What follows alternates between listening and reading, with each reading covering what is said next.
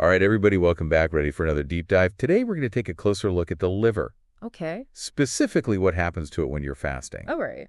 We found some interesting stuff, actually, in this YouTube video about metabolism. Oh, cool. And I think it'll be really interesting to anyone who's, wants to understand their body a bit better. Yeah, definitely. One of the things that really jumped out at me was the fact that the liver doesn't just, go dormant when you're fasting. Right. It's actually, super active. It is. And it produces not one, but two forms of energy for the body to use. That's right. So that's kind of what I wanted to get into today. Yeah, so the two forms of energy are glucose, which is the primary energy source that our body uses, and then also ketone bodies. Oh, wow. Ketone bodies. Yeah. Okay. So those are the two. So how does it make ketones, I guess, is the real question. Yeah, so it uses fatty acids as fuel. Okay. And that leads to the creation of a molecule called acetyl-CoA. Acetyl-CoA. And then some of that acetyl-CoA is used in the process of ketogenesis, which is the creation of ketones. Oh, wow. So it's adaptable. Exactly. It can switch between using,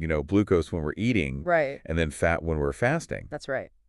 That's amazing. Yeah. It's a pretty cool system. Yeah, it makes sense from an evolutionary standpoint. Yeah. We haven't always had, grocery stores and 3 meals a day. Exactly. Our ancestors, probably went through periods of feast and famine. Right. So it makes sense that our bodies would have evolved to be able to, adapt to those different situations. And the liver is kind of like the central hub for that adaptation. Exactly. Yeah. So, I have to admit, I used to think of ketones as this mysterious, almost scary thing. Sure. But now I'm starting to see them as, this ingenious evolutionary adaptation. Yeah.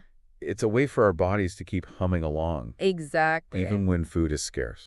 So, I guess the big question is, why does our body need both glucose and ketones? Yeah, so most of our body can switch to using ketones, but our brain really loves glucose. Oh, okay. It's like the top tier fuel for our brain. So the brain is picky. Yeah, the brain's a little bit picky. Only wants the good stuff. It wants the premium fuel. Okay. So then I guess that's where the liver comes in. Right. Is making sure that our brain has a steady supply of glucose. Exactly. Even when we're not, actively eating. That's right. So it's kind of like a balancing act. It is. For the liver. Yeah, it's amazing what it does. It's mind-blowing how much is going on, Yeah.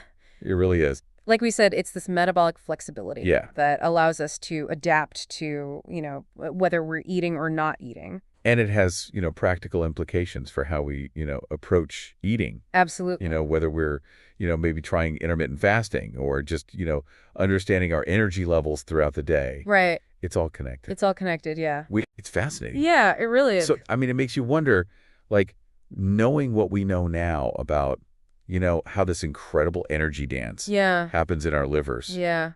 How might we be able to tap into this, innate flexibility to optimize our health and well-being? Right. That's something to ponder. Something to ponder, yeah. Yeah, I think as we go about our day. Absolutely. All right, everyone. Well, that's all the time we have for today's deep dive. Yeah, thanks for listening. Hope you enjoyed it. We'll see you next time. See you next time. Bye. Ketone bodies can be used by many tissues, including the heart, brain, and skeletal muscle, but not the liver.